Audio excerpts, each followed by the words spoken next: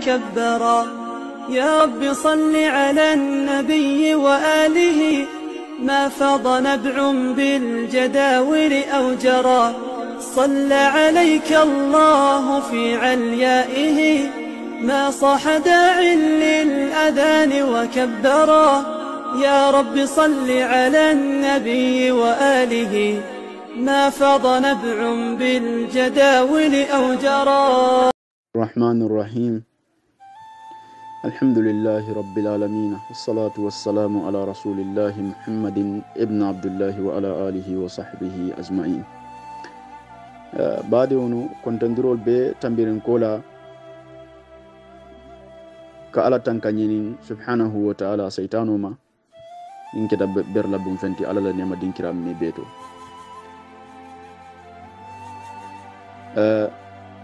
كما سي أعوذ بالله من الشيطان الرجيم وعلى ثلاثة الذين خلفوا حتى إذا ضاقت عليهم الأرض بما رحبت وضاقت عليهم أنفسهم وظنوا أن لا ملجأ من الله إلا إليه ثم تاب عليهم ليتوبوا إن الله هو التواب الرحيم. صدق الله العظيم. بعدونه كبرنتم منا الله سبحانه وتعالى ين القرآن آيو جندنا ka molla tubo muta millu yalon ko wolle ko matuta wol molu nyili ila kisato min keta sata lati wala mu khabul malikiti ata fam bo molle ko millu tuta koma anin akafunyolu min keta hilaluti anin muraratu ibn rabi kabun maliki komin nasara nyami wolum sahibolo miyalon ko as-sahabiyyu zalil sahibe kallanke balemu anatna ke mutu miyalon ko abe kila alayhi salatu wassalam abe suwara abe sukula lalle fanal ko milli yalon ko ka kila alayhi salatu wassalam defendi atele ni hadiso ni sata alnyabe min kanten hadiso ni jamfata baba bakele bar hadiso ni ay kilo ni nako ni be sata jele ay ko endiro fananke la ko matuo fananna kayitandi ko amalla dalila kan bari tel tuta ko mal duron e ko min o bebi nani hadiso to nyami nata mbewole kamalen dila ko min adamuta wolum min keta sababoti anin kujumalum etuta ko ma kujumale sabula wala keta kiloti min keta al khazwatu tabuk kamunto la ko tabuka kelo kabun maliki adimma min keta abdullahi ti ay kisato nyin sayin ka wole tumo minna atafan ke bayata hanfa nyal be mutata nyal finkita wotu molom anatna nyin kisato nyin ta ka sayin kan adimma ye natale mu abdullahi ti min bayni ya adin dolu tema anatna kisato nyin sayin kan adin ke baye min keta abdullahi ti walannan abetata baki alfalu si sataro ke kendeke kolu minnu tambita anin tarikolu minnu tambita ani ta fawna koto e mari isi ke moti miyalon ko e basayin kan nan kamal mol sa mutano ka felentin ay nyin kisato nyin sayin kan mole na fa baso doje anin nafi kolu funal tenkerenta kisato nyin kono kende ke fam nsika hadiso nyin kumase ako wan abdullahi bin kab bin maliki ako ya muta abdullahi lema bin kab bin malik kab dimmalon abdullahi nyinti ya hadiso nyin mutawal matale hadiso nyin sa hadiso nyin muttafaq walati bukhari ya satale ala kitabul jihad muslim fana ya satale ala kitabu al jihad au waranto ala kitabu shir ako wakana abdullahi nyin dum keta khaida khaba keta kabu sabalalati manam kabu tumomin na anyafin kita doko babulo kono abdullahi nyine ka kabu nyina doko mutaka saba yaron nyin safe hadiso nyinto kumo bije bakele de anim fanan nyim mubaraje balati nim finkinte ka tambe anyato kala doko mutaka saba barajo le bije miyanon ka warta bak bar momon nim fane finkinte filinde siloma isini lonko be kila alayhi salatu wassalam e be kila la danko kono kila ko alayhi salatu wassalam ale mo danka miyanon ko ay finkinte filinde siloma la'ana Allahu man dalla al-a'ma ani tariki alay mo dankale mi yalon kay finkinte filinde siloma ni abdullahi ni comme kana jam fo ko mol kono bak abdullahi ni keta kabu sabalalati wotumo kabu finkita wato minna afama safi atay katamba nyato al doko katara bulo kono aba sabala anabi taala dinkiral radiyallahu anhuma almala dunya le fulum me bema min baynihi adewnu tema hina tumomin na amiya tumomin na kabu finkita abdullahi nyin kala doko muta akatamba nyato kabu kabulanoma قال عبد الله كو سميت خاب نكاب مويل ابن مالك او بن مالك مالك دم كاب الصحابي الجليل خاب بن مالك الانصاري والمات مدينه كولم رضي الله عنهم المال الدنيا لكابما يحدث اكاكاتشا بحديثه على كاتشا حين تمومنا تخلف قومتوتا الرسول الله كيلا صلى الله عليه وسلم نمن كسب كيلا في غزوه تبوك كيلوتو kabu felenting aba dimma le kacandi kan tenatalem abdullahi ti abe wala kacandi kan tumo minna akoma tuta tabuka kiloto abe wala kacandi kan ten ko mi ya soto wo ko to safi abe wala sada kan adinke te minketa abdullahi ti nyinin karla insha Allah kab bin maliki aya be ko ni hadiso to jang tabuka kilo anin Allah subhanahu wa ta'ala ko ituta koma muna mu ila kisa do faytu ta koma ya mun kule ke faytu ta koma ibe kule to baytu ta koma ba obe e mantara ko to ta koma tendron kala kabu ko lam atakhallaf nena man koma tu ar rasulullah alla kila sallallahu alaihi wasallam ne man kisbe kila mimma fi khazwatin keloto qazaha kila kelol milka kattu doto ha nena man koma tu doto han kele nena man koma tu ji ha bara nyin kero damanti da to ko malde bara man ke nyin kero damanti bara ko nena man ko matu kelo to naman kila kilo minke illa fi khazwat tabuka fo tabuka kelo illa fi khazwati tabuka fo tabuka kelo kila kilo mil beke kab mu jihad la balati de aka jihado kele kende ke fam Allah kila alayhi salatu wassalam kelo mil beke kabu ko anene man to koma kelo mil be tambita anene man to koma naman ke nyinta buka kilol amamma be wadam mannet khaira anni kabuka ko fonyin dente de kat takhallaftu ko matutal fanan fi khazwati badr kilo ntuta ko male wo fananto manta ha adun ko kat nenman to ko ma kilo to kat illa fi khazwat tabuk bara fona da fa ko khaira anni fonte de hatta khallaftu ko matu dal fanande fi khazwati badr keloto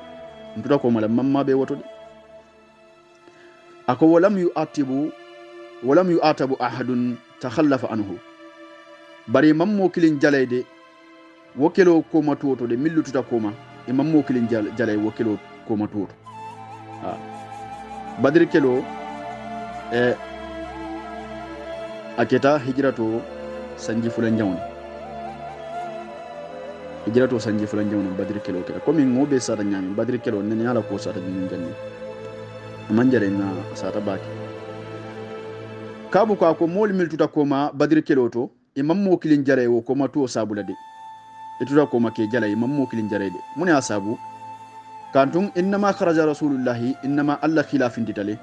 inma kharaja rasulullah alla khilafin sallallahu alaihi wasallam kisbe kilama wal muslimuna watmu muslimulu yuriduna anim muslimulu alla kila ni muslimulu fintita yuriduna e kanyindiro ke ira khuresi kolla nyonko meseto e be etata wole noma otumo abu sufyan atata sandirola sambanko kan kabintumo minna kibaro futata madina kila alayhi salatu wassalam maji kayitandiko abu sufyan e makan kolla kodol kafunyoma kata sambanko kan kata marsandise sol sannanji anadna saibol kafunyoma ko alngata ngata kunta nyato nga marsandise sol mil be bo sabulo ko mi ngota min ni nyami wole kila alayhi salatu wassalam na la sahibul fintinde bara manke kele kantide mawuli kelo kande itata pour kata abu sufyan kata marsandise o buso wala bulo ko makan ko le min diala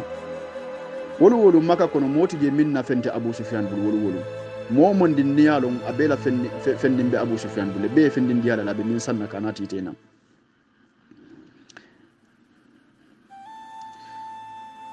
wal muslimuna kila alayhi salatu wassalam afindita wal muslimuna anin muslimun yuriduna e kanyindiro ke ira khuresi ko la nyum ko meseto tata wala numa khabbe nyina sata kande kabuka ko hatta jama Allahu hanfu attallana tana kafroke taala man sakhallanke bainahu kila tema o baina aduwihim another wol tema manam kelonat na dum itema makankol nin kafirolu badir kelo ate asottaten ne kabirin tumo minna kila alayhi salatu wassalam tada Abu Sufyan numa amang Abu Sufyan safi imanna Abu Sufyan ina manna benno e majeno Abu Sufyan e silo wari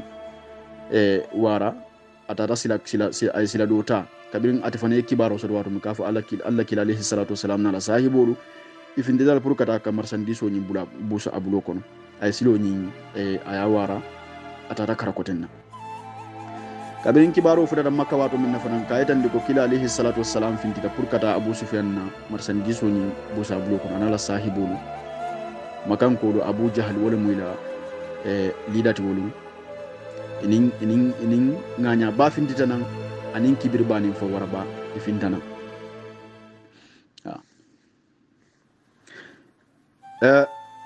ala khairi mi'adin wa kita nyina tanale moti kelo nyin kita barin imanyo lahidi dide manam imanyo nyina kaitande ko kafum bita ben kan kata kelolla magan ko ka kibaro futande makka kafo ko pour ye ben badreta keleje o be ka kibaro futande na Madina kila alayhi salatu wassalam na la sahibu ma pour ye ben badri kata kilo kije hani amanke o nyamade kila alayhi salatu wassalam finda pour kata marsandiso leta makan ko fanal finda nan pour kana marsandiso le kanandi bidun kilo dun tetem akeda ten kabuko ako walakat sahitu akonte sediatal de ma rasulullah allah kilafi sallallahu alaihi wasallam kisbe kilama laylatul akhaba aw laylatul akhabat akhaba suto manam lahidio suto to lumin na lahidodi yeje to la ko laylatul akhaba ya to la wala yalon akhaba fulal ketat akhaba folo wala mnyinti laylatul akhaba akhabatul awwal wal akhabatus sani akhabatul awwal wala mo akhabatus sani wala mo siyata akhabatul awwal lumin na be kila alayhi salatu wassalam lahidila a folo nyin wo mo man siya baka wol mo man tambi mo worwula kata mo tankan aman tambi wala dole ya kontinyami mo tan nin fennon dal en fait ya lahidi di fanan ya kila lahidi di Allah yushrik billahi shay'an yanyin lillahi do di ala ko ite fula ka fula alama ite sunyaro kela ite faniya fula ite fenko kela mana muslimi ani be dunnaji kalmata sadato kila alayhi salatu wassalam e muslimi ko leytandila ye kalmat sadato fo anin kay tandila komi e kana fula kaf alama e kana faniya fo nyin kumolu ay nyin leytandila nyin naketa akhaba foloti lumu minna ko be kala wolum kabo kabe maberin jele kabirin tumo minna madina kol nata kana hijola maka kono muslimi adam tawato bari kila alayhi salatu wassalam nim millu nata nyin arab bank koton kan waranto arab sato koton millu kana hijola makka nim min nadron kila alayhi salatu wassalam grupo astenuma ay muslimi ay tandila madina kol kabirol nata wato minna atatenuma wolela tirle solo dinkira minto ila tato atata wolato ka muslimi ay tandila wol sonta lumin na ko be kala wolum kabu ko amabeta wotol hina tumo min tawasakhna nga Allah kila alayhi salatu wassalam nga lahidi di alal islam kombe dunna muslimiyato alal islam muslimiyaka kombe dunna muslimiyato fanal kitab muslimoti kabu ko ma uhibbu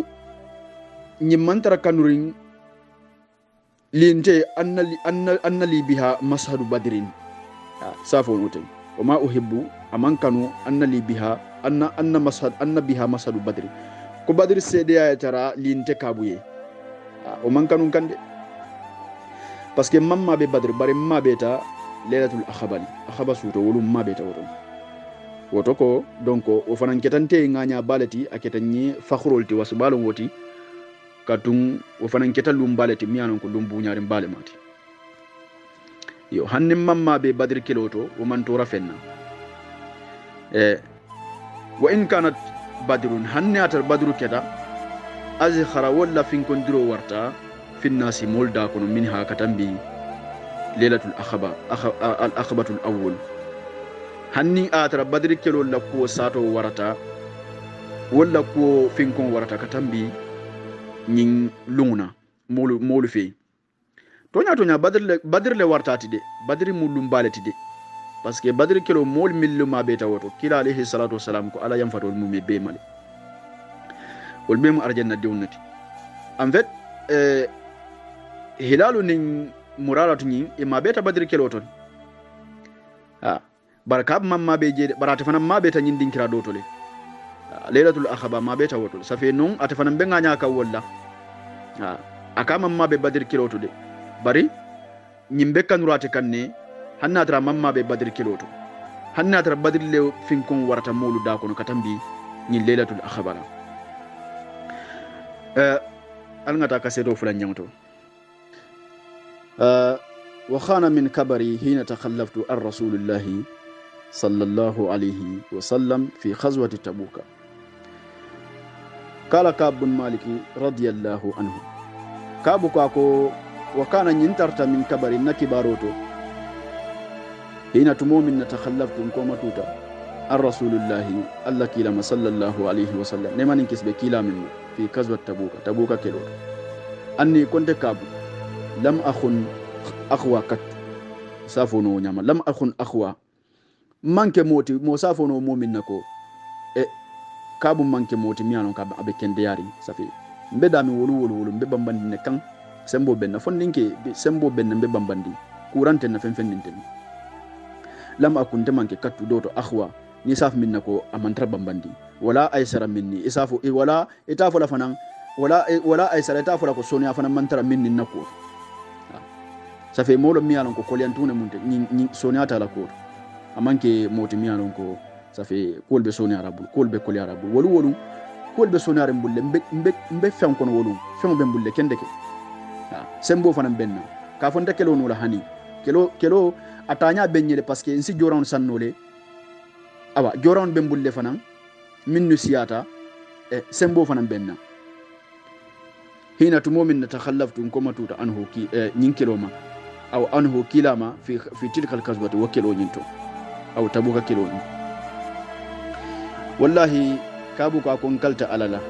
akikali abdullahi adim akoma jama'atu man kafroke kablaha jannin kilo kasi rahlataini sanan kam fen fulala kat doto hatta jama'atuha hanfo ngawle kafnyo ma fi tilka alkazwati nyin kilo nyinto jannin kilo kasi kele dol mil tambita de o kelo nyilto sonia bukatara nakoto de safi ko bukatara sonia rimbulo kono e katara ko lar ne kende ke fon jannin wo kelo dol milu tambita safi nda buka selen kam fen fula sotono mbuka selen kam fen fula sotono bari jama'atu hatta jama'atu hanfo ngawle kafunyo ma fitil kal kazwati nyin kelo nyinto nyin kelo nyin nga selen kam fen fula nga sotono nyin kelo to sufula bembulo kono joron bebe mbulo kono mi yalon ko mol kasula la kele da abebe mbulo kono walam yakun rasulullah alla kila amanki sallallahu alaihi wasallam kisbe kilama yuridu al-kazwa nin yuridu nalafta kazwa rakelola alla kila tarta yuridu nalafta khazwatan kelola illa wara fasi tawriyake manam ka kelonyin ka lamfendi bi khairi hatanur manam komi asisilo filindi alma nin anyanda tara bulballa asafale ko bita maralla komin ka tawriyake ka filindiroke safi bari kila alayhi salatu wassalam fon ya foko ako al harbu khidiyatun komi wolu nga fo nyami na la talte ma fo na asafo imbitaten bulbala asafo mara safi tawriya doron akawla kije illa wara fasi kilo nyin filindi bi khairi hatano manam fasi kilo nyin asa filindi al madal awa sa filindi kafirul ma millu yalon ko ni wolle be benga hatta kana tilkal kazwatu hanfo nyin kelo nyin keta fa khazaha kila kiroke fa qadaha rasul allah kila kiroke sallallahu alaihi wasallam kisbe kila ma fi harrin sadid kan dole ko no miyalon ko kandi kolem balem kan do nyin dimin tabaki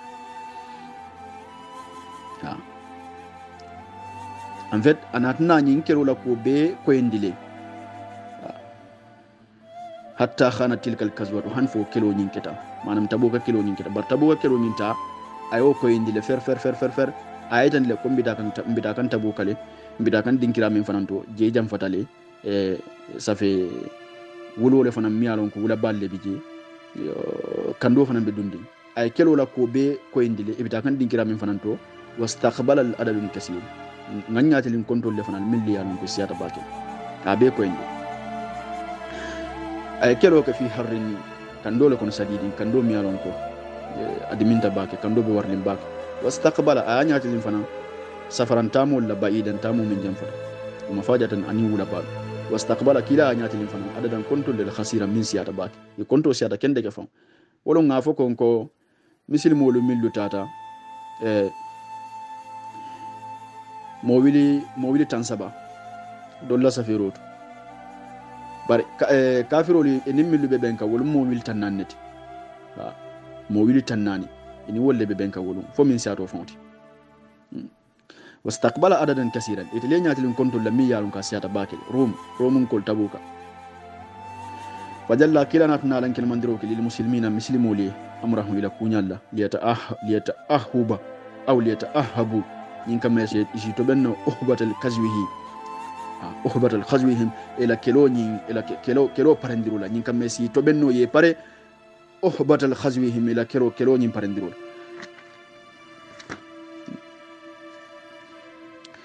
fa akhbarahum kilanatna kibari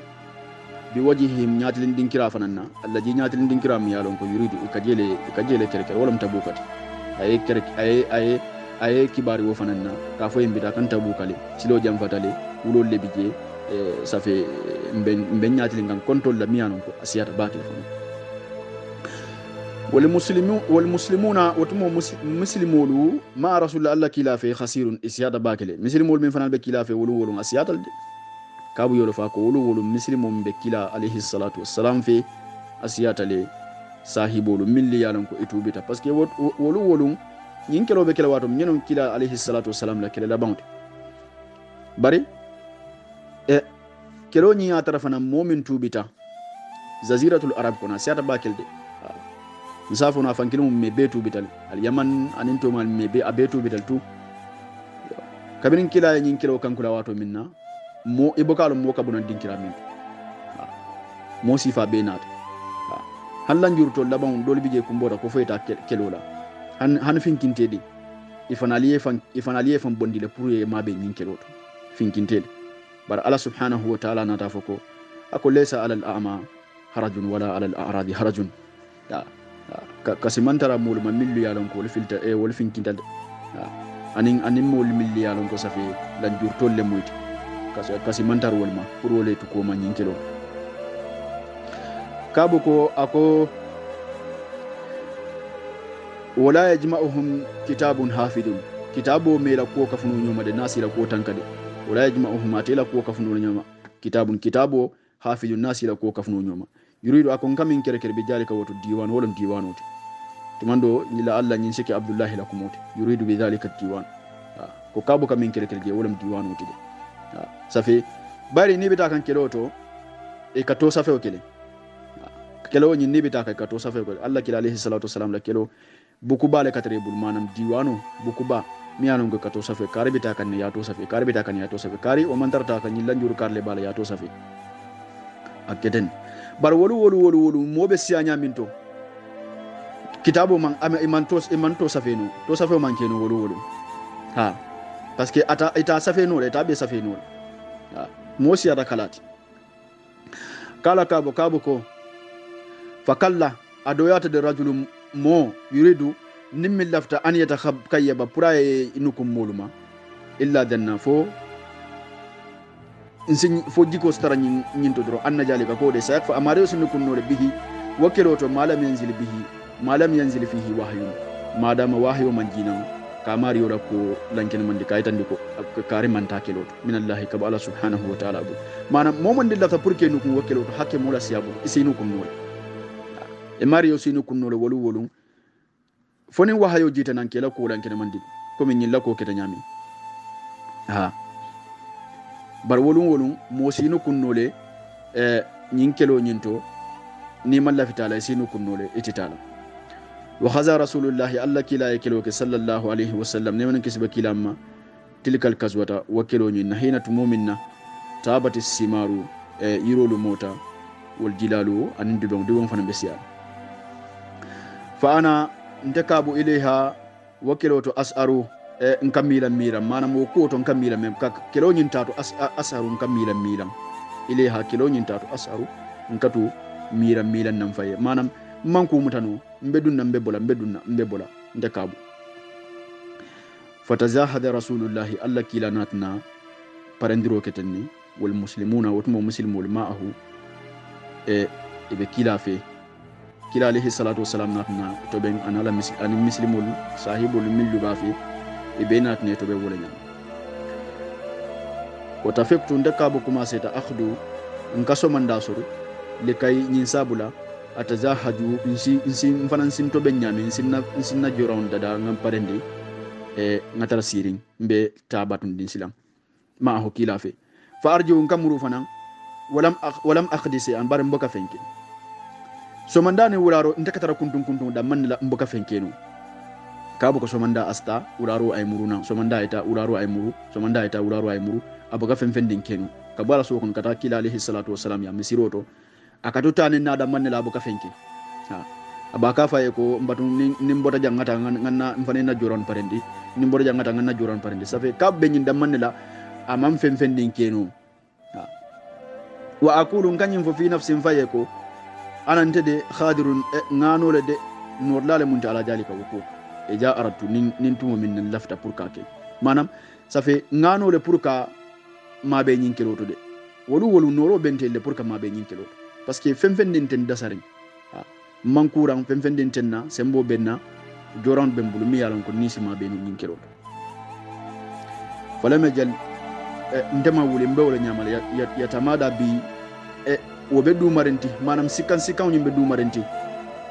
ya tamada bi sikko be du marenti kabuti ça fait hakil do ba kanye ko tela joran parendi hakil do ba kanye bar hani lo fulo fo nyaddo mun ça fait ndebe tenni hakil do ba kanye tela joran parendi hakil do ba fo lanye ko lo fulo fo nyi montoro aircar lo fulo fo nyi montoro aircar wannan ku kendo ni fankata pour kake hakede ya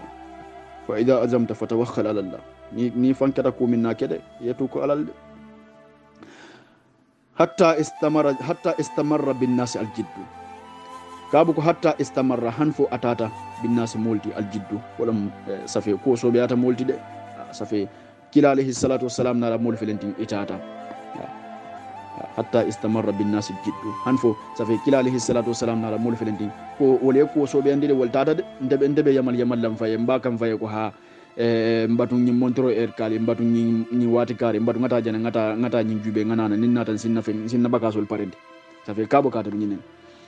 fa asbah rasulullah alla kila fanketa khadiyan kake tadati tabuka wal muslimuna muslimul ma'ahu afi wal muslimul bafi ini alla kila alayhi salatu wassalam wal sorta wal nyakata walam akhdi ntemam parendiro ke min jihadin na parendir lawna siyam fenna sa fente man fenfendine keno ndebe yamal la fo alla kila alayhi salatu wassalam ni muslimulu wol tata summa khadawtu ko wala zomanda sorta faraja'atu muruta walam akhdisi an man fenfendin keno ko tanke alla kila ni muslimulu wol felentin itata sang wol be tabuka wol be nonne walin kansilam wol tata de wol bota madina nde felentin be madina nka fanike nka wulara mambo ka fenfendin keno wallahi kabla nyinketa siko minti akaba kuyata bar tili joli mbenna fewon parenda bile samalo mba parenda sinindino mba parenda fo ko sai eteba ebe ko min fenke ka wonyama safe wol felentin wol bote ko etata han fo tili kilin han fo tili fula han fo tili saba e boka ko keno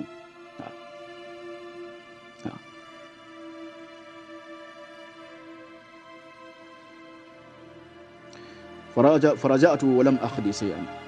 muruta mboka fenfendin keno so manda nim fani keta nin ko bi kay nin fano keta walla ndo sama nin fano keta mbenna joron parendale pour kama be nyin kelo to anna tare ndande si bay ndin yeso nim fano keta ça fait kudo fane bulan kono ngana bayi mboka na keno nde tarta tenne ko silan kota ta ayin dan falam yajal ndebolo nyama mawuli yatamada bi abe dumarinti manam sikko nyimbe dumarinti hatta asraw han fa molu tariyata waltat wata farat al khazwu kelo felenting ayin dedan sa fe mol felenting itata kilani sayibol felenting itata e bota madina kono yente dan silam tafarat al khazwu ay taqaddama al khuzatu wa sabaqu kelal felenting waltata yente sabande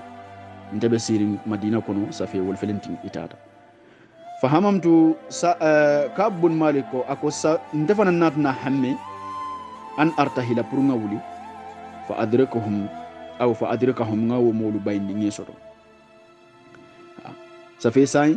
kabirin kila alayhi salatu wassalam na la sahibul bota madina kono itata tilikilin tilifulan jaw mbesirin fayen kafoko mbatun saman sinna joran palendi nge bayndi ngesoto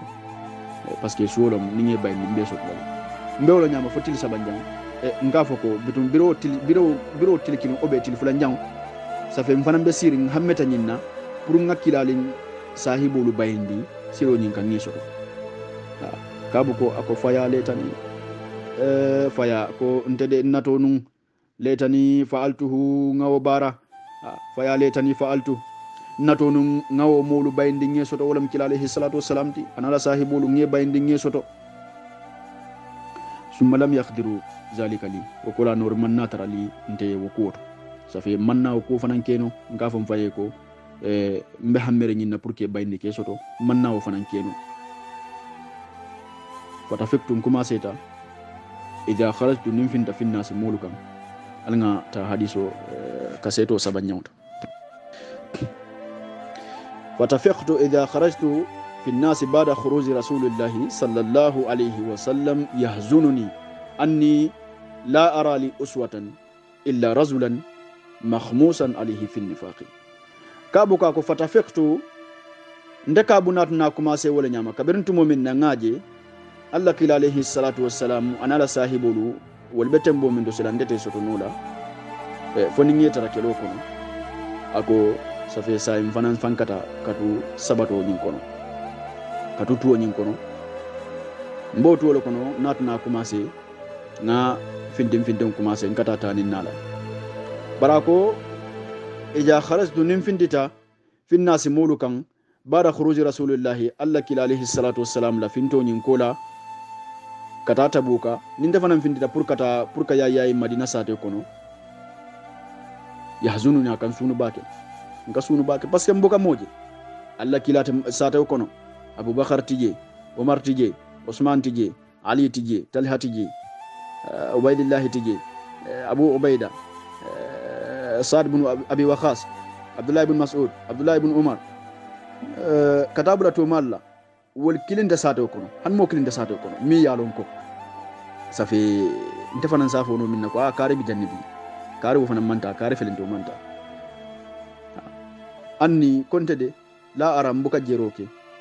linte uswatan yakaranna ça fait mbuka mo jensi milli yalon gon si yakano wollela mfana ndebu ko jeno sate kono akan sunu bak nata manta mbuka mo jeno safo no minna ko kare felento manta kare felento manta nsi yakano minna mfana mbuko jeno ako illa rajulan famulude makhmusan alayhi fi nifaqi mol milli yalon ko safe ye wolle tu panafiki yala kol munafiqul lati milli yalon ko ye konti nafiqul le kono ko nafiqul le muyti wol damman ne be sato kono milli yalon ko katar yamal la sato kono ngawol damman ne wol kola ndabu kam mo jeno mi yalon ko safe nsafo no nyin don kay o mo kendolti nyinte nafiqul kono aw rajulan waranto modolu mimman kabu molu kono azara Allah ala subhanahu wa ta'ala lanjur mutoke ta'ala man sakallanke millu bula min du'af min ad-du'afa kabu molam furun milli yalon ko ala subhanahu wa ta'ala wallila lanjuro mute wallam multi milli yalon ko kawle sato kono finkintelu anin amol kuntewlu anin safe lanjurto milli yalon ko dali wolte tanula wolte mabenula kiloto anin dindon ni musolu wolle kadra sato kono wol ko lante buka mo ko danji fo nafi kolu bayri seda sabalon millu manta nyin kiloto lanjurto lom nafi kolu anin safe nyimmo sabolu walam yadhkuruni rasulullahi sallallahu alaihi wasallam alla kila man nan tela ko nyin fin konde safe alla kila hakilo man nabula nakola walam yadhkuruni rasulullah alla kila hakilo man nabula nakola hatta balaka tabuka hanfum fudata tabuka fakala fa hatta balaka hanfo fudata tabuka wato minna woto molon kila alaihi salatu wassalam natna hakili bulan nakola walam yadhkuruni rasulullah alla kila hakilo man bulan nakola aman nako nyin fin kon hatta balaka tabuka hanfo fudata tabuka hakilo bulan nakola yala tafanka ko ako kavo be sar nyami momande ni lafte no kunna wole si ma bono le mote la ku kalamuta yo bara Allah kila ba kalamuta la bari alal kafo kare mannade yo safi atabe so kono Allah kila hakilo bulata la ko bakala kila ko huwa kila fan jalisun abesirin fi kawmin mol kono bitabuka dinkirato safi abesirin ala sahibol kono fi kawmin ala sahibol kono bi fi kawmin abesirin sahibol kono bitabuka dinkirato kila ko ma fa ala qabu muna mukabula porbe moti bun maliki dimma ma fa ala qabu bun malik kabu dum muna mala porbe moti maje nyin kilo to jande muna porbe moti fa mamma be nyin kilo fa kala rajulun modo ko aw kedo ko je min bani salima o bata bani salima ta khabirol ko ani nyimbe mukabila kilonde de wala kuma ta tende akabila kilo mo abade woni wala be kuma kan tende aba ila moy de bade woni min fo kabula ko ako ya rasulullah ta'ala kila habasahu burdahu wan nadaru fi itfaihi ako kila alayhi salatu wassalam ko akayen ko habasahu burdahu kabo ye borde fani nyimma balle san nyi wato kono de ngamera wolle la ko asabu kab mamma be no jam ya jala badu ne be nyim fokantinde sa fe nyi muti nyarolti etem iman dalilo soto ko minna e be mota lay bati nyala wala ate malon fere mi e kabuto koma sa fe afelentin abati nyala kan Allah kila alayhi salatu wassalam yatiluna akayen ko habasahu burdahu ala burdu fani fululu walla asabu safi amma be nyinkelo won najaru fi itfaihi aninka fano karafulol jube manam fawaro kabu e fano le sam mialon ko den kanyimma ba ay wala sanyi wato kono safi wala babulo kono wala ko wala asabu kab mamma be nyinkelo anin nayo dum ala nganya wo kono ka fan jube wo kono anin fawaro wala asabu kab mamma be nyinkelo safi nyin tinyaro nyin abe nyine ke kan kabula abadin ala kabiro mo le famu nyinti anin min be konton kilin isafo no wol nyamada anin be konton kilin wala batinya kan tin akaba kuyata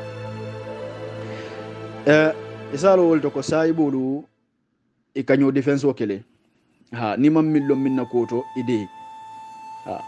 nyim fana mo hekima doleti mi yalon ko safi hakili bulandoro woti Muaz bun Jabal lord la min tanyin dinkiranto mo be nyanta nyin lord la talal na fakala lahu Muaz bun Jabal ko ako kila ko ya rasulullah ta'ala kila radiyallahu anhu almal dunya la muajma fakala lahu Muaz ko kila ko alayhi salatu wassalam ya rasulullah akayen ko ta'ala kila ako fakala lahu Muaz ko kewnyine ko fakala lahu Muaz ko kewnye ko radiyallahu anhu almal dunya la muajma ibn Jabal akayen ko bi sama kul akaye bari fengo jawyata kamin fotande akaye bari tebe kuma jaw bala fokante ni mambete ade be tinyar ballaten imam millo minna ko to imalo miyatu koma ibata la ibati nyala ibe nyin kuma jaw balta la be fulama ibe dati na mula imam millo minna ko to be dati na sami'tu an-nas yaqulu faqul yete molle modore ba fula itafanan ko mambete ade anata fo biray nyim fo kewa kayen ko barbi sama kulta kay fengo jewata kamin fo anata fo ko wallahi ya rasulullah in kalta de ita Allah kila wallahi in kalta ala ya rasulullah ita Allah kila ma alimna alayhi illa khairan wallahi intel man fellon kabula ko na man ka kayro dam manete de mazil be nyim fo kantende ako kila kayen ko man fellon kabula ko na man ka kayra dam manete ndanga kayro lon kabula ko mo be nyanta mala tenne mo mon di yemil lon mola ko ne mo moy abati nyala wulelo ya defense inya kan tara moda be moti nya kan an bati nya kan minne to dum molon ala koto kano kede niyo kede fanan adunta junubo mun kono fanan dabe tarraje ete millon ala koto ne momoy abatinyala mafo ni malo ni mam fellon amari wala koto de e momoy abatinyala da hano fa isa fatandi barning atra ye ku kendol long amari wala koto yalon ku kende barol la ni nadna momoy min batinya kan lawyer defense afa amari yo ko e be nyim min fo kanten a ni tabula nula de woton tasi nyin ko indima kon tanga min lo ala koto wala mo kayro ndam fen fen de no ala ko naman ka kayra dam man mo kendo kamate ni ñinam ñoo defense o fanati bar mobe mo ko makumala mobe mo tinyala ibe siri ibala moyla andi te min long ala ko o manki woti atabe min fokan ani woy ñoo walile ibe siri ibe la moyla ay junbo min soro je fanam bolo sotla kabirin tumo min na kenni way ñin fo kila man kuma fo kenni ma fo kenni way ye min fo to ñalon ama fo muaz bin jabal fana ye te fana ye min fo ye to ñala fo fa sakata rasulullahi alla kila nate de wala ñama e abew dawlato fa baynama huwa kila bo dawlata be sirin ala jalika e alo si ñañinto abe sirin wo dinkirato ra abita e jeroke rajulan ay kewdoje muwidan safi fani ko be dundala ha labisul biyadi ma siyabul biyadi manam ala fanu nyimbe koyrin fani ko be dundala fen ko lebe dundin kewnya mubidan abe koyrin manam fen ko be dunda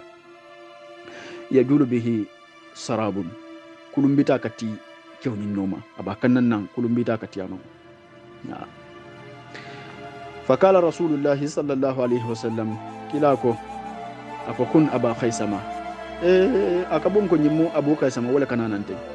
na komi wolo ngaminna ko mofo alayhi salatu wassalam anyadi ata bakelde nyimbedla jambalatu de mi yaron ko safe kulumbita da fanan beti kanuma manam abe jamfarin safe ni naman katela na imari ita sute nula faye katela naman katela na ita sute barabo jamfo min do kila alayhi salatu wassalam ya jedro akokun aba khaisama akabon ko abu khaisama wala kananante faija huwa natara ko abu khaisama telefon fambam abu khaisama al-ansari telefon fambam al-ansari yoni mi yaron ko madinan kolo go hollaji atelon moti tasaddaqa mi sadabundi bisa'i tamaro sawo nyakilin tamaro hina tumominna la majahul munafiqun nafiqul ya tuppa inawna yeda tilimo fananna de nafiqul komi wolu nga fo nyami nye sawo tamaro nyakilin bondi sawo awla natnan ala sada nyinto ala khada fe wala yera kabirin tumominna yoje dron e ko en ko kayen ko he bari telefona hammudo ya tay man femben nan naman ki nyindo mande sa fa wala soto ha millu tasiyata abubakar nyul katabula usman nyulla umar nyulu wolu milli yalon ko wolle jama babondi yolu fana yedati wolu fana albeda fa idan lal jube fa wara lal jube be inka kanne pour kila safu nyamin don ha nyilla ka fen jamal bondi nyilla kam ma ko tenin ko jube ñin ñimmen fana do man fana bondi te yedati lo fana ko ñina fana hammudo yata ñim manda fen fen bondi naman ki do man de ha kala kabo ko falamma tumuminna balakani ñim futatantema ndaka ma anna rasulullahi ko Allah kila sallallahu alaihi wasallam ne man kisbe kila amma kad tawazzaha aya nyati linanni khafilan kake murulatinan min tabuka kabotabuka hadarani bassi suno felendin anatan kande suno felendin anatan kan kad tawazzaha kabintuma min Allah kila nyati Allah kila nyati na wato mina kabintuma min ngamo ko Allah kila sa paretna ne pour kabunan alhalato kabunan tabuka kanana hadarani basi suno felending akuma seta kanan kan fatafiktum kuma seta atazakkaru alkazibu Allahu akbar otumo bitun salan dewunata bade wonu ni hadiso ni jamfatale kabulandi fasaro kabulandi ñono mallafi wala foka diyam je do mandi bare hadiso ni safi kabu ya ko ndige fer min ko eta kabu ka ko fata fiktum commencé ta wala nyama atazakkaru al khaziba ngam mira silam be fan ya jumal sa be fan ya jumal tembendi nula be min satanu la fon sibono ni kam fa kon parce que ngalon ko kila be tara kam faran kam mat atazakkaru al khaziba safi ngam mira fan yalla be fan yal kaf kan ñoma silam fatafiktum commencé ta atazakkaru al khaziba ngam fan yalun ke kafu ñoma wa aqulu ngafako bima mum fenno akhraju min sin defindino min saqtihi kila la ñu gis boko no gadan sama min saqtihi kadan sama sini min sin defindinno kila alayhi salatu wassalam la ñin jusubo ñin kono nkam mirawo ko laldi ça fait ça mbe sire mba fulam fay ko est ce que nte nin kayete nin ko min kedeten nin sedate nin keten yamira wala man beti abam ça fait ñun kuma sifalo kabbe mira kan yille la ko min faniyalu dal afan ko aka ke mira faniyal la mu yam falamma sahabi zalil al yam falamma غفر الله لنا ولقاب بن مالك وأقول أكون كافوكو بما منفنو أخرج من سندفندنو من سقطه كلا لن يجيش بكون غدا سام واستعينوا نكدي معروف نني على ذلك وكور بكل ذي راء hakili ma mebe bulu hakili kese dun ke mebe bulu rai dun ke mebe bulu ngani ndiro ke mebe bulu min ahli nadimbaya luto anin dun ke luto falamma tumominna kila konye ko inna rasulallahi qalla kila de sallallahu alaihi wasallam ni manin kisbe kila mimma kad azalla khadiman kila silang apparetal de kakenalati de silande kila apparetal kila fodat nanne de zaha annil batilu kabun malik ako birin tumominna sila ya la suti kila la suti afa kafu kila sila de kila sudat nanne silanda fodat nanne afela su ko mo ko zaha annil batilu silande ako ngamin be kafu nyoma faniato yen hakilo bulande millu bela dol ba fala nyoko ba fala tenne ako silan abe felanda be tata de jaha annil batilu safi bataro be botam bala parce que faniyam batarol di to nyati je ala kullu shay'in ma khala Allah batilun ben naman kala kuda be faniya alngata kaseto lulu njang to obe nani njang saban njang wasta'inu ala jalika bi kulli jira'in min ahli kala kabu radiyallahu anhu almala dunya kabuma ako wasta'inu nte kabu kade mari nyinenke ala dalika nyinko nyinto bi kulli jira'in raidun ke mumebe memmen din ni ko nyuko kari de hakilo betata bakile titaya fo tumando nate asiate si solution fo mensi bondino nyin kono ça fait nkantili wo mumbe bela min ahali nadun kele to nadim bayal to kabo ko momon din ni ko nyuko kari de hakilo betata bakile tilate la tumando ça fait atebe mako no la fo si bono nyin vengo nyin to isajo ko ngantilo mari wala mbafula eko mona tedi etudu yaji nyaji de dum est ce que ni nga foten wala mom demba ça fait ni be hakilol fay kan ñokan kabu ko falamma tumo min nakila ko nyeko inna rasulallahi ko alla kila de sallallahu alaihi wasallam ne man kisbe kilam kad azalla kila silande asujar nan ne khadiman kake nalati ça fait kila la nasudar silande manam ko min kila sil anata silam fa sudar nan silam jaha annil batil ko silande bataro fanam be botam balal islam zaha annil batilu fanya betata zaha atata anninte kabo inte kabuma al batilu bataro be botam bala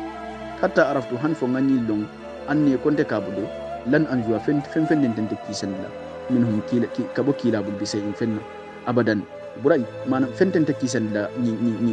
nga fen den fo at tente kisanola lan anjua minhu bi sayin abadan ñim fanya mbe ñin rayol men ñinin kam mul bul pour kata ka fanya dembe teber ka fo kilay ngalon ko woten kisandino la de silande kabo silang ako folo to alafta pour ka fanya la fu bari alon ko sa fanya te akisandino la parce que kija foro warta bakele ako silang woto mbat nga fan kadro nga to nya fo yala ka sodo nole ça fait kija fara do bije nae mai buka ni hani lafta fanya fo leta fu no be to nya da man ne fala almu yam falam made fa azimatu ako kabu ko ako silam fankata sidqahu kila to nya ndola fa ajma'atu sidqahu silam fankata purka alla kila alayhi salatu wasalam ka to nya wa asbah rasulullah alla kila fanketa khadiman ka kenalati khadiman ka kenalati folo tani kad azalla khadiman akita suti alati ka kenalati manam sila ala nasu dar nan do mandi bari kibaro ka fadam mari min don silam birin tumo min nafanu faro keta silang ngamo silam ko sa yi wulta nan ne ba kan nan wa asba rasul allah kila fan keta khadiman ka kenalati silan sa ke ngalon ne koy ba kan nan ne wa kana kila tarta ija kadi mananata min safarin kabota moto bada aka commencé bil masjid misirol ça fait bada aka folo bil masjid misir aka folo misirol folo kono folo bada kila aka folo bil masjid misirol kono faraka ay salije fihi misiro nyin kono rakateni ay arkam fula nyin salije ça fait kila alayhi salatu wassalam nabot nan tamoro janna e dungala bun kono folo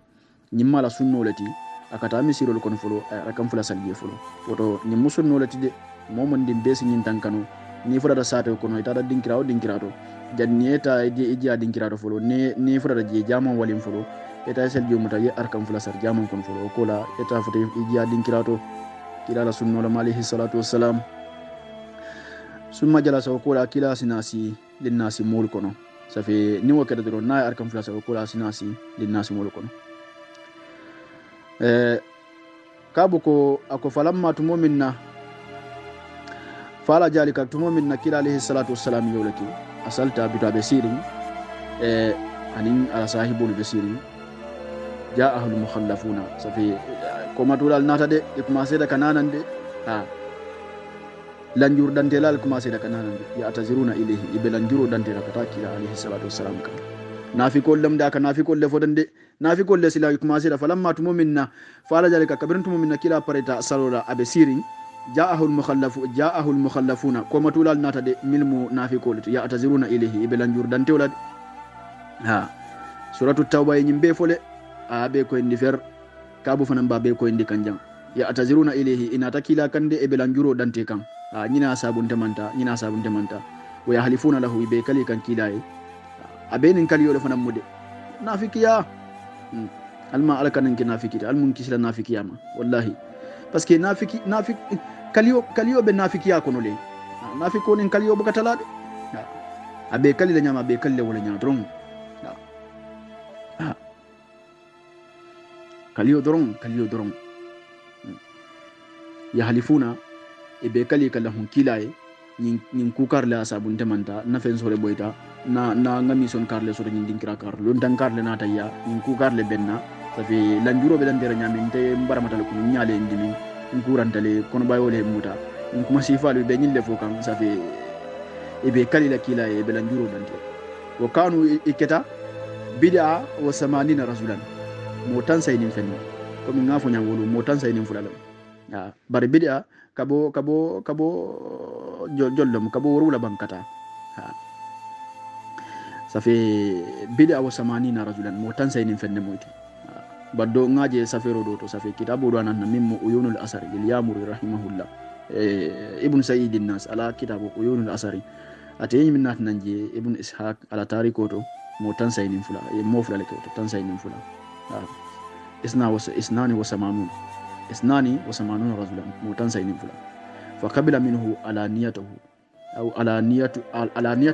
نعم كلا عليه الصلاة والسلام أيلا سفي يملن كن من دي كلا عليه الصلاة والسلام أيو متى منهم مول بلو فقبل علانيتهم كلا أيلا لن كن متى منهم بلو وبايعوهم كلا ناتنا يمباينيا فنان أي مباينيا يكم ديالا واستغفر لهم أي كفر دانو فنان كيه كبر على سيام فيما ووكل سرائلهم ayela kullo ni ayo sembende ala bala ça fait ça kullo ayo to ala bulu aylan ken mo le mute yemin fo da idato kila wole muta kila ko basi tije bare ko nyim ko garla sabu mamma be kelo to basi tije ala yela kullo lon bar basi tije ça fait yemin lan ken manten so muta ça fait ngal la moy to sila bare wa hayo kana kila kande ibaka mo baka fani afo kila e wonna kabu ya fuda ako bar mbatum be futa lama fani ya baka fo kila e de niya fodro aka lonne o anama lowolum fan wo soma be lonna obe ate kar kilum fan sila fan wahyo bina be ba londen dilala ko kare men fay fan yala man to nyaaf kila ayela lankene mole mutade ayemu bayñu ay kafardano ke wa wakhala sarailahum ayela kullu nyim fanan ayotu ila allah ala bala subhanahu ta'ala man sakallanki akoy binun silang ngakotu ala bulu silang bare ale nyim min falda do ten sila wala mo nte batino mawlonde bar jahiro ale min fawta mbal kitin la wala sa fe mbole mutala bulu waral sinyil lon ko wahayo bi jede da binalal hatta jiito kabo ko han fonde fanan nata de kabirantumo min nani lanjur dantelal nata mo tan saynin fen birol bodo je wato min hatta jiitu han fon defanan nata de kabu kon nata de falamma tumo min nam furata aslam tu nga konton diro bola kilama na kila konton tabassama kila muita de tabassama kila muita tabassuma al mukhdabi tabassuma al mukhdabi kila alayhi salatu wassalam falamma tumo min natta sallamtu nga kila konton ko kila en ka assalamu alaikum kila man amanjode birum ko don assalamu alaikum amanjode ya rasul assalamu alaikum ya rasulullah amanjode kabu ko tabassama kila muita tabassuma al mukhdabi kam fantuna muy yala modo bi je safa akatara modo barabe kam farne ha abe kam farne de nay ntanol nyil be nyil mul ko nyante e ka suke ka akatara mo tubabo katara jele kan abe kasara la ha safa akasodo nole modo bi je astara jele kan abe kam farne dal da kila alayhi salatu wassalam yul kala moytal de barala muyo nyin kam fale ba ko ha kabu yoro fode summa kala ko la kila ko ko tala ko na kabu ka ko kila kay ko na kabu ka ko nata de fajitu nata wal nyama amsi mbeta makan fajitu nata amsi mbeta makan nan hatta jalastu hanfon sita mbe molu wenye kete na safi kafolo mbe kafo wenye kete na hatta jalastu hanfon sita bayna de kila nyatli on kila en sinda nyatli fa kala li akonya ko ma khallafaka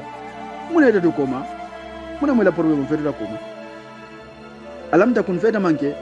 kada ibta'ata dhahraka fete man imela serekam ila senen kam fondo fete mol parande ba ila senen kam fondo fete mol parande ba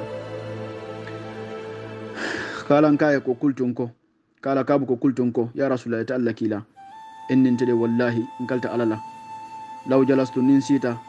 inda khairika itan wala bala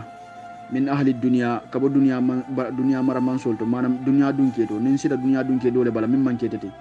da ra'aytu amario sinjede anni konte de sa akhruju mbe fi insifinti min saqatihi o jusubo nyin kono be odori nalanjur dante mbe lanjuro min dante wallahi nin sida modo bala min mankete wallahi mbe kumal fola insifinde jusubo nyin kono ata kam falan kam mo hanna kam fata asi ala kam fa sa yerman di sewoti hakim mbe kumol mil fola wolu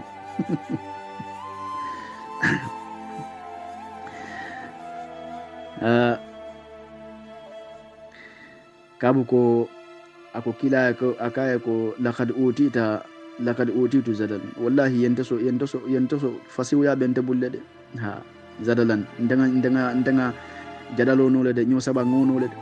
ha nyo saba ngafo tay ko tay inte ko tay ngono lede ha kaya ko nin sida modol ba mi manke tete wallahi mbe bola kam fani ko non parce que akayen ko yentoso fasiw yala jadalo bembulle de fasiw ya bembulle de nin ko tan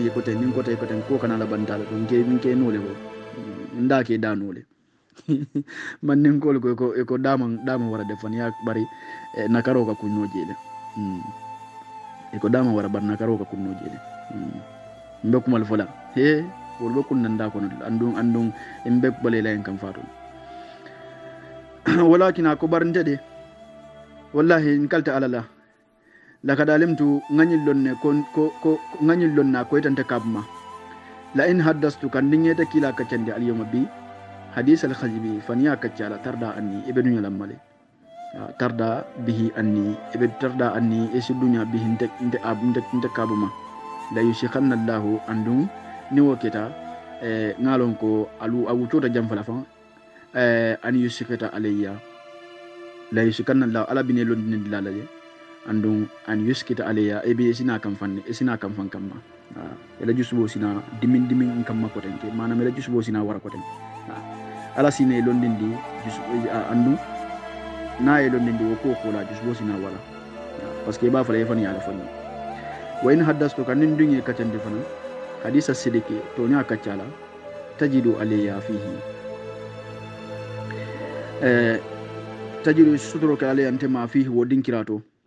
innin tede parce que ninga tonya le fanan foye wayin hadastu kan ninge kacandi hadisa sidike tonya kacalla mana ningan ko yele ngantili ye fere mbam fan ya fo ngatonya fo tajiru ale ya fihi manam ebe kontano sotlam te bala wo kotole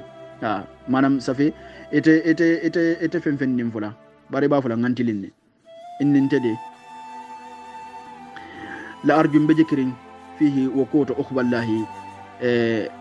alala wo kola min bina kela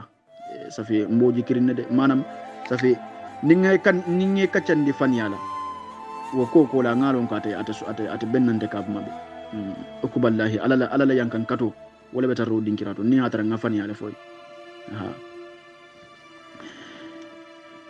wallahi nkalta alala ma kana li min uzrin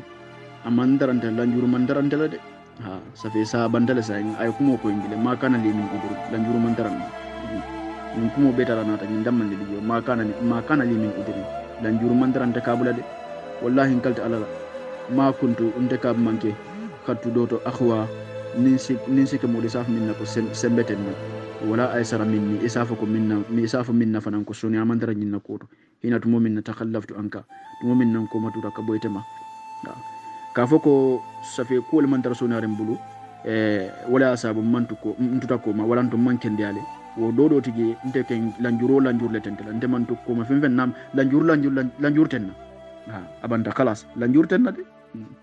ma kana li min udri lanjuru mantarantela kabin tumo min na kabu ye koyten kala kabu ko fa kala rasulullahi allah kila ko sallallahu alaihi wasallam kisbe kila mo kila kayen ko ako wodin kirato je kafo ko ako amma haja ako kafo mo da ko amma kabu de fo kar sadaka kabu e to nya fol silam atake ko ila ay ko fakum ako kabu wonya wuli hatta yaqdi allah fika hanfu alayki kila ko silam ako kabu akaye sa ita bari to nya fol silam ite ko ila fer ko lanjurte la femfendim mantarila ite mamma be kilo to doron amman sul lanjurla femfendim mantarila ite kem mantal doron akayen ko amma haja akoyen ko amma haja barkabu nyim min felentin ten faka sadaka itonya afala yakoy fakum ako kabu akaye wuli hatta yaqdi allah fika anfa alayki tilako badi wono menin lo rajanni insha allah bari jam fatale donc ça fait nin ale so tawna lumina o be samanyol to misi murunan ko tanke wallahu subhanahu wa ta'ala a'lamu wa sallallahu wa sallama ala sayyidina muhammad wa alihi wa sahbihi ajma'in in uridu illa al-islah ma istata'tu wa ma tawfiqi illa billah alayhi tawakkaltu wa ilayhi unib فما خان من قطع فمني والشيطان وما كان من الصواب ومن الله سبحانه وتعالى من فتن دو سبتجيدي وبتندلني شيطان ولا بلا بام نيغا من فوكم الله سبحانه وتعالى لا فني سر على موتي انين كرام مولا دغت ديا يمين كاتاني فونغا ونونو على بركه السلام عليكم